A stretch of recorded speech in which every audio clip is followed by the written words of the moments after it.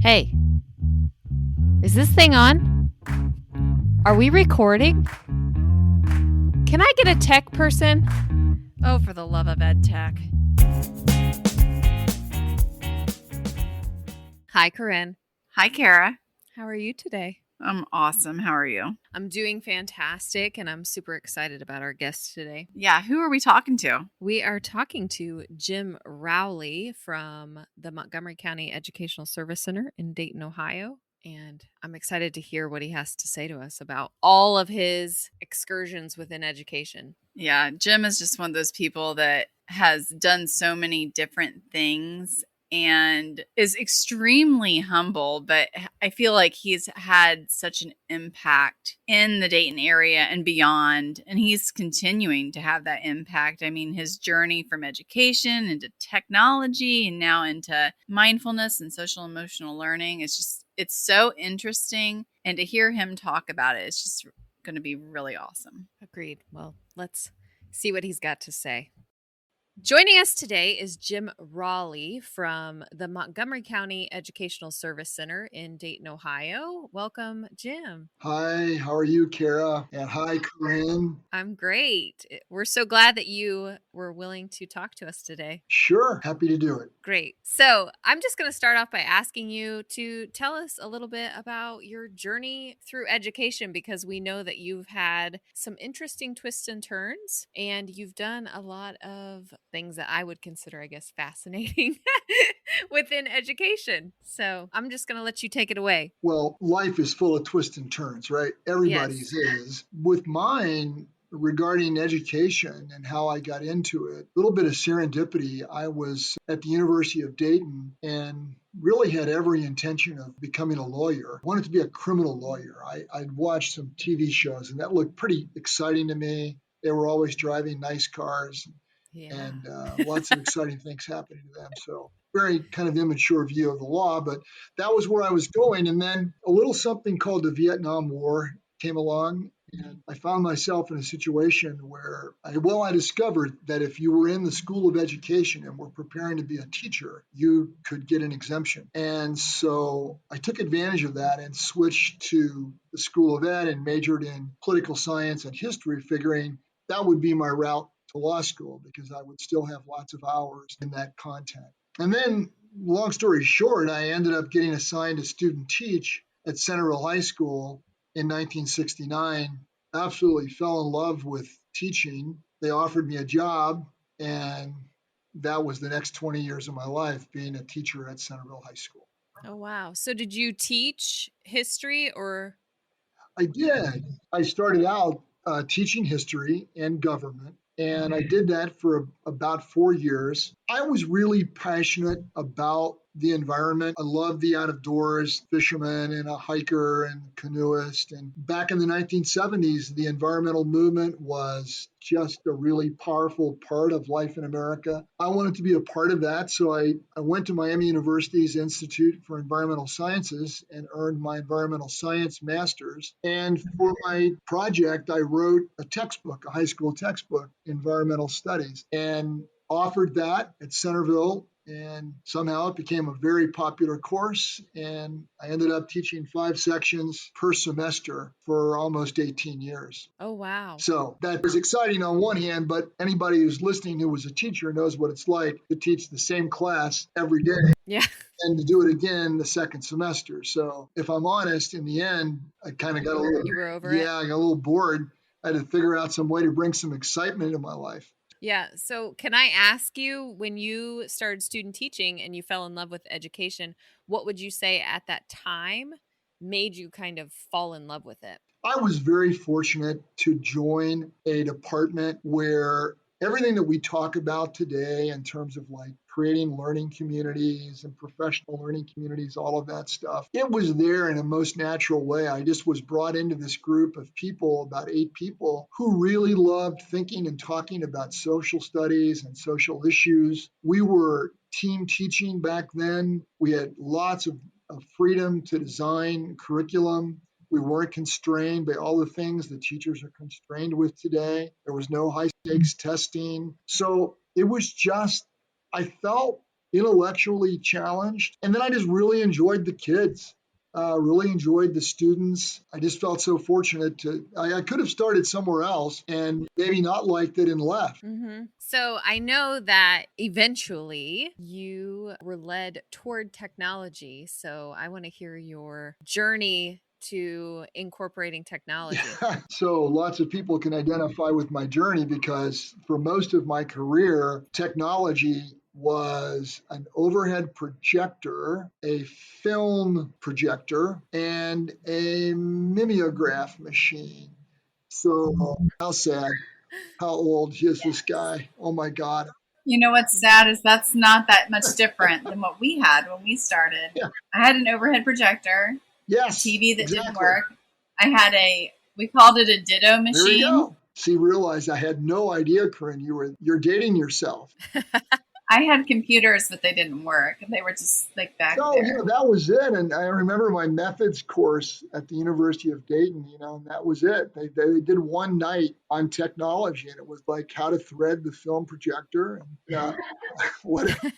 But, but I mean, think about it. I mean, really, so for my entire high school teaching career, there was no internet. So when I went to the University of Dayton in 1989, I taught at Centerville until 87.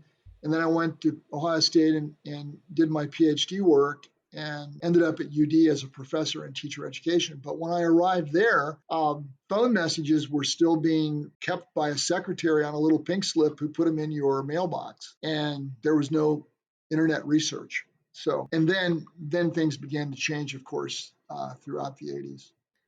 Yeah. Okay.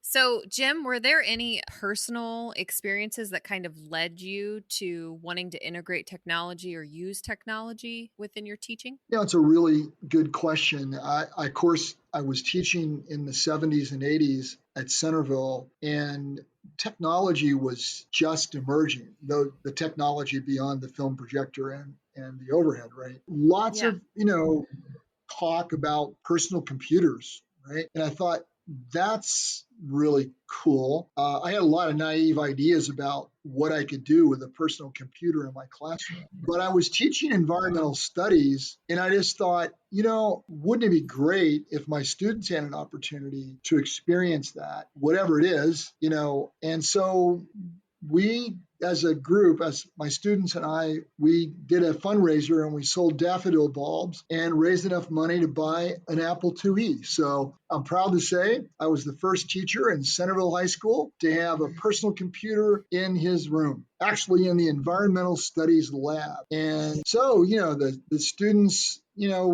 I was doing a lot of project and problem-based learning at that time. I didn't call it that. I didn't really know that it had a name. I just knew that I wanted my students to really be involved in real world problems and issues. And so, being able to write letters to congressmen, to just do things on a computer and print it out, even though it sounds so simple, it was sort of, believe it or not, cutting edge at that time. Yeah. So I had this idea that I was going to learn how to program and create simulations.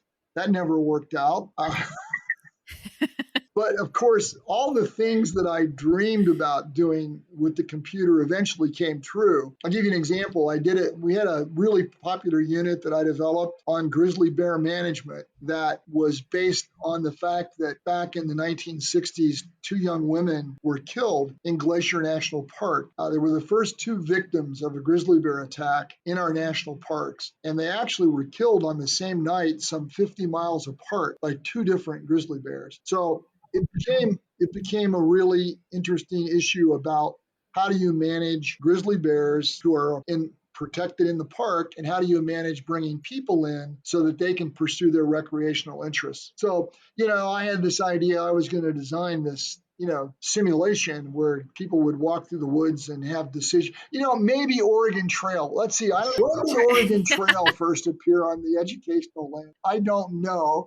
But I know it was around probably after that. That's what I was trying to create myself, unsuccessfully. But the students, when they had to do research about grizzly bears, they were working in teams. They had various groups they were representing, whether they were backpackers or park rangers or park administrators. All the research they had to do was based on articles that I copied and put in a cardboard box for their group. Yeah. They had little index cards, you know? I mean, it was like, so you think back and go, oh my God, today, if you wanted to go research grizzly bear management, you can find everything from the most technical paper produced by Forest Service studies to videos of people getting eaten by grizzly bears. I mean, truly, you'd have to make some tough decisions as a teacher about what's appropriate to show kids. Yeah. So I started, even before it happened, I was beginning to imagine what it would be like to have access to information. And of course, that eventually came about. And it's such a major part of problem-based and project-based learning so that people can go off and do this research on their own and work on real world issues and see real world examples. So, yeah, well, and on that same note, when you were pulling information for your students or they're having to go to the library to access, encyclopedias or different databases, and that was their option, do you have any, I guess, feelings or thoughts on how you kind of manage that in today's society where kids have access to everything that isn't necessarily credible? And how do, I don't know, we still instill those techniques or skills for them to justify or figure out whether or not something is credible? So like most things in life, there's just really compelling reasons to want to have kids be able to really have some agency about going out and finding information and making it their own. But the flip side of that is the scary part in terms of what's out there. And, I just feel very, very strongly about this is that, just teachers have an awesome responsibility.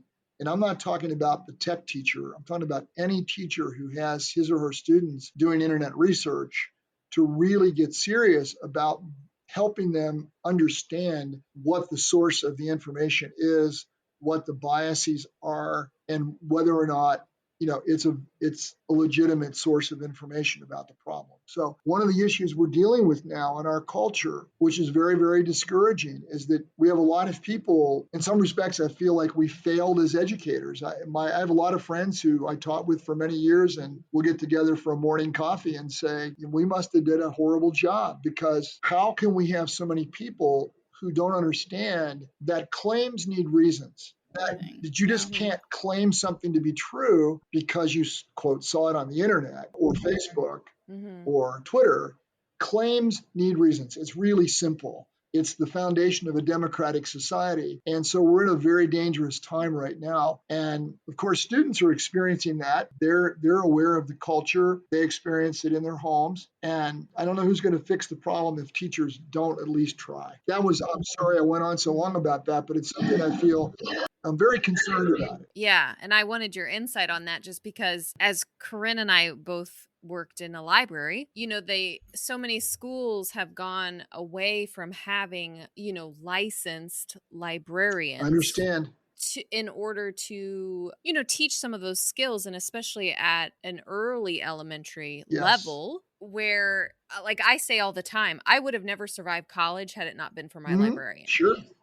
Because she was the one that showed me how to find credible sources, how to search databases, how to find that information that was considered scholarly and applicable for school use. Those lessons. And so I in the day before the internet was such this massive expanse of just information all the time, and we live now in a society where information is 24 hours a day, 7 days a week. It just doesn't ever stop.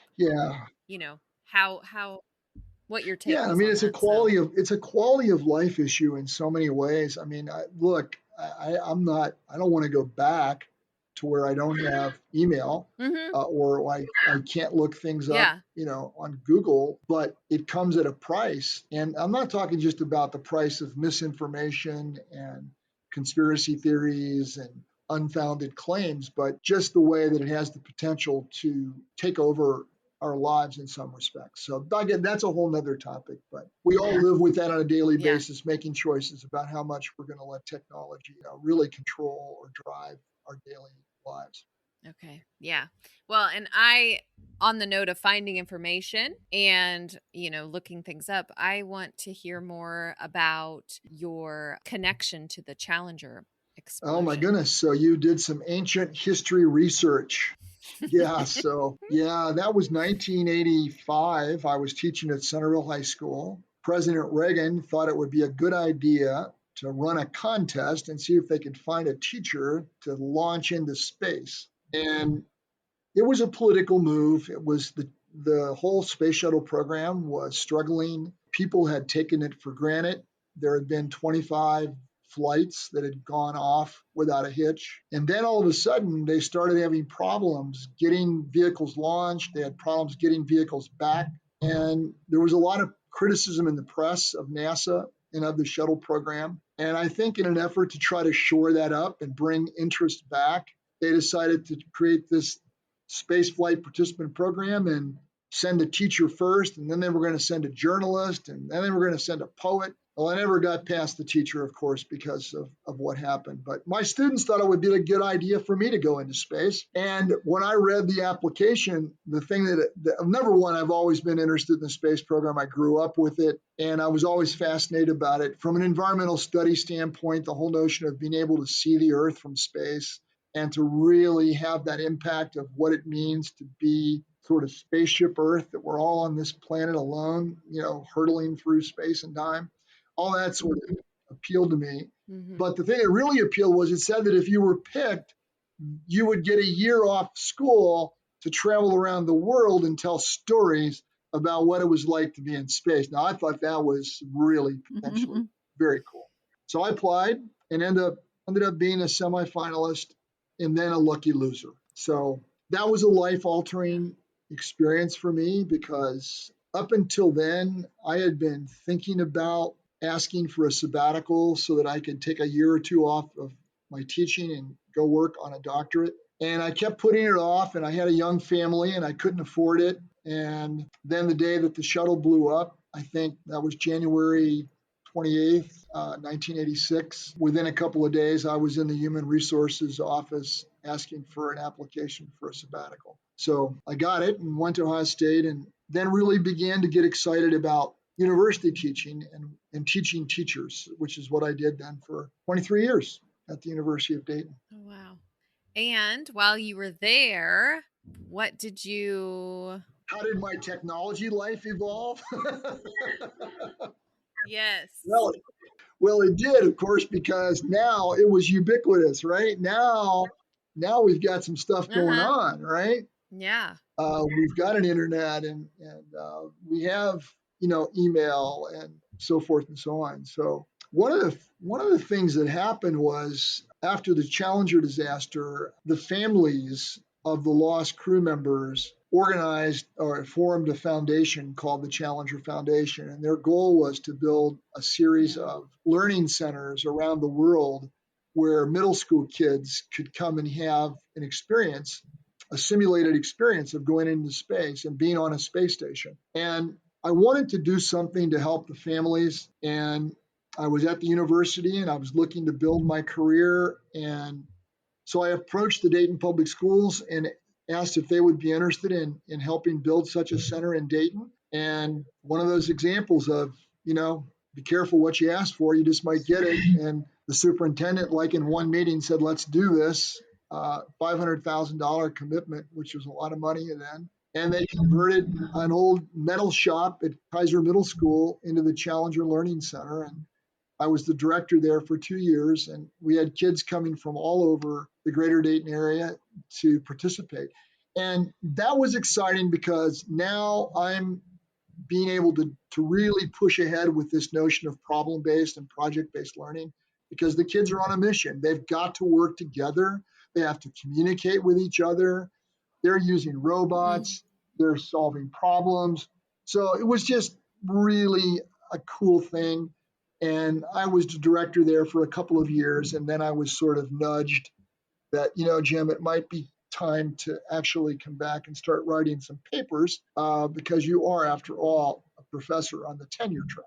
So came back and wrote a paper for science, children in science, about the Challenger Center, and then kind of moved on. But it's there, it's alive and well today, something I'm very proud of, that there are still kids having that opportunity. And many of those students really who now can look to the astronaut corps and see people that look like them because it's a more diverse pool. Yeah, for sure. Well, and even the private space industry and how that has all changed so much.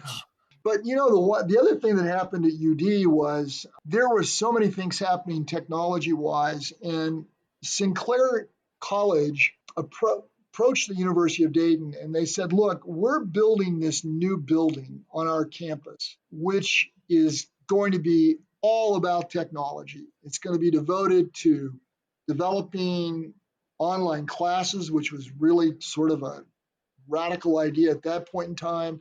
We're going to have satellite connections. We're going to be using interactive distance learning video. And they approached UD looking for someone who would be willing to partner with them from the various academic departments. And I kind of volunteered to be the representative from the School of Education. And Right. so I actually had an office there for a while, and then actually proposed that the School of Education at UD create something called the Institute for Technology Enhanced Learning to start supporting pre-service teachers. And so we were able to create that institute, and I had a wonderful team of people I worked with for many years, and we did tons of fun work with teachers on problem-based and project-based learning and how to integrate technology.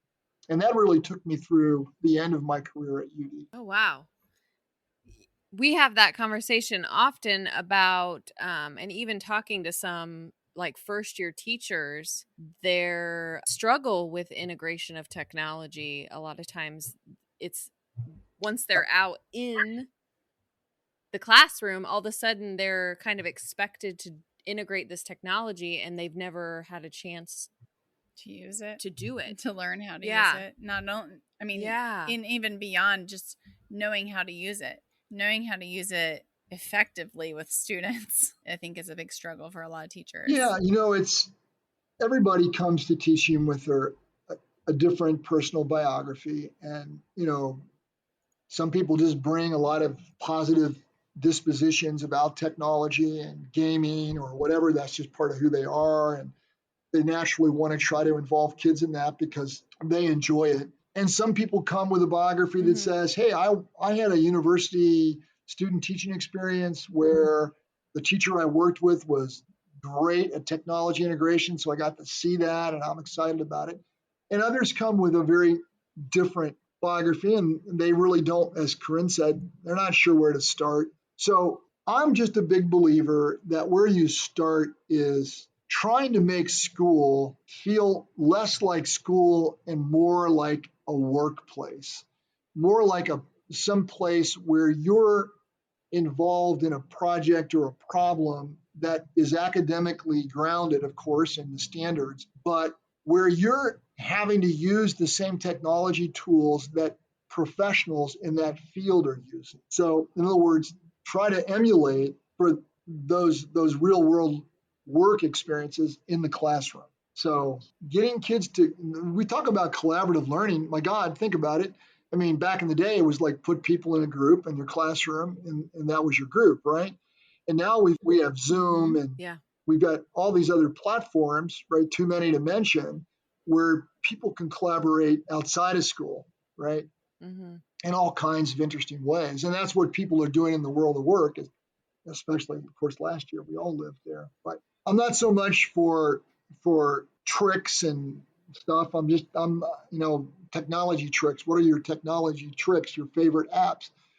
I'm whatever I can find that works at the time to help simulate some kind of real world experience is what I want to do. I mean, there's so much power, I think, underutilized with online videos and stories that can capture a child's heart at the beginning of the unit and hook them. We used to talk about hooking students, right? I mean, I'll give you a simple example. If Yeah. I'm teaching about the civil rights movement as a social studies teacher, which I was back in 1973, I could talk about there was this woman named Rosa Parks, and she got on a bus, and this is what happened. Now you can go and watch an interview with Rosa Parks before she died, talking about that day and what went down. Now, which is more compelling, right? Right. I can explain, if I'm a biology teacher, I can explain the functions of the human heart, or I could have them take a deep dive into congestive heart failure, or Potentially watch a certain, again, judgment on the surgery. teacher's part, right? But I can look at models of the heart and the chambers and how they're working. And I can hear from patients about what they experience. I can hear from doctors about, those things to me are what they're just compelling because they bring a human interest spin to the content. So I think that I don't know, maybe I'm wrong. Maybe that's happening all the times in schools, but my sense is it's not happening enough. Yeah. I think you're right. And what you're kind of talking about is using that technology to enrich and enhance your instruction. And I feel, and I'm sure that you both have probably experienced this or noticed this, that sometimes it's almost like technology is like being pushed just for the sake of using technology. So, teachers are told everyone's going to use this tool and you need to be using this tool regularly. There's lack of As purpose. opposed to, we don't want to just use it just because it's there. We want to use it in a way that's thoughtful and intentional. Yep, I couldn't agree more. So that it has maximum impact. Yeah, absolutely. Yeah, and some of those decisions, lay at the feet of administrators. But who are well intentioned, right? I'm not blaming them. They Sure. want to make sure that the kids in the district are having a 21st century experience. But so oftentimes the application or the hardware is provided, but not necessarily the professional development to go with it, or even more important, examples of how to use it, or the opportunity to experience from a student's point of view what it feels like Yeah. to use this technology. But I agree, Yeah. Corinne. There has to be a purpose, and hopefully it's enriching the experience for kids. Probably not making my life any easier as a teacher, but that's okay. People, for example, who get into project-based learning, and we try to move things to where the students are owning their own work and doing the work. That's true, but there's a lot of planning that has to go on prior to all of that to set up the culture for it. And anyway. Yeah. Yeah. It's so true. It's like it's a big bear. It in is a way. bear, and some people have learned to wrestle that bear. I'm one Yep. of them, and I'm just still wrestling, Every once in a while, I get on top of the bear. Last night, I was doing Zoom. I've been Zoomed out, of course, for a year, but I'm doing online Yeah. mentor training, and where there are some Zoom sessions. Even though I've used it many, many, many times, like last night, I was just like, I need to go to Zoom school. I can't. What is happening? I'm opening these windows, and they're disappearing. Where are my slides? Where's my video that I want to show? They were here. Uh-huh. And now they're And not. I express that to the teachers in the room who totally get it because they live with it, on a daily basis. So Yeah. Yeah, for sure. All right. So I know that you have been in education for 50 50 plus would work. Yeah. 50 plus. Okay. So for all of our listeners, why are you still hanging out in our field of education after 50 plus years? Yeah. So I'm hanging out for like 100 days. And one of the reasons I am is just because, number one, I really enjoy hanging out with people like you and Corinne and the people at Sorta and other people that I work with at the ESC who may be a little younger than I am, but we have a common mindset and they keep me sharp and introduce new ideas to me. And every once in a while, I introduce a new idea, rarely to them, but it's just fun to still be part of a community of learners. And I know it sounds schmaltzy, but it's really what it comes down to is feeling like you're part of a group that's working on something that you as a group believe in. That's satisfying. And then I guess the other thing, starting about 5 years ago, I developed a real interest in trying to move my career, my teaching, into the area of mindfulness and compassion. I worry a little bit about a society in which compassion sometimes seems lacking. I see so many teachers struggling with the stress of their jobs, trying to manage families, multiple responsibilities. And sometimes I wonder if they wouldn't profit by practicing mindfulness. And so I began developing some workshops on mindfulness for teachers, mindfulness for school administrators. And a couple of years ago, I went to Stanford University for a year and went through their program to train people to teach compassion. So that's a whole nother topic, but been doing that, and I find that very, very satisfying and personally beneficial to me. So one cannot teach compassion or teach about mindfulness without helping oneself. There's a therapeutic effect. So those are the reasons I'm still hanging out. For sure. So, okay, on that note of mindfulness and compassion, what is one thing you would tell teachers today to be sure that they're doing or be aware of, or how to bring a piece of that into their life? Well, you just used a really important word, awareness. So the key thing is to be aware of your thinking. This is a major, major issue for all humans. Sometimes our brains are just chattering away at us, sending all kinds of negative messages, all kinds of angry messages, all kind of confused messages. We're talking to ourselves all the time. Do you ever realize that? That if you're not aware of it, you're just letting your mind go off and create problems, and you're feeling guilty about things and all that, right? So the first step is like, be aware of those thoughts and recognize that those thoughts are not you. You're not choosing to have them. Take a couple breaths and come back to the present moment. So think about this. There is no way that we could do a good interview today if you weren't being mindful and if I wasn't being mindful. Like, I'll be honest with you, I've been fully present in the last however long we've been doing this. I've not thought about any number of problems or issues that I have going on, right? Because if I did, then I wouldn't be here with you. And I think there's no way to be a successful classroom teacher without being present with your kids, because they can smell that in a minute if you're not there, right? If you're at home continuing an argument with your spouse or worried about what your teenage son did over the weekend or whatever the personal issue happens to be. So there are some techniques, but it all starts with being aware of your thoughts. And that's it. I don't have to think about all that stuff now. I can bring myself back to the moment and get present and move forward. Very good. I like that. Sounds simple. I wish it was easy to do. Like, right. Yeah. Not easy.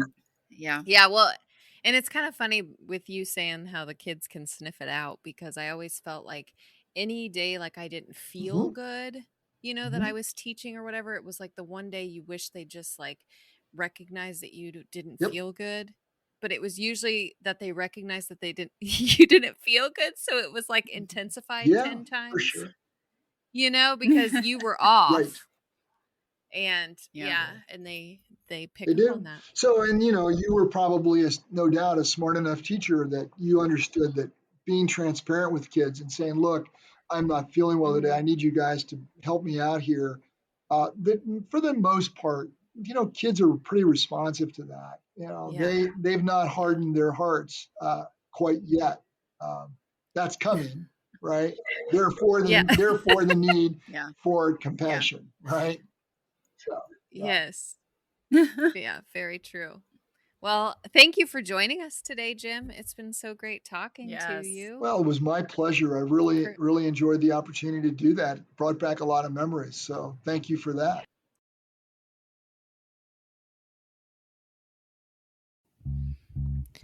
Thank you for joining us. We hope you enjoyed our discussion today. If you like our podcast, please don't forget to subscribe to get notified when new episodes are released. For more information about our podcast and to access links and resources referenced in this episode, check us out at fortheloveofedtech.org.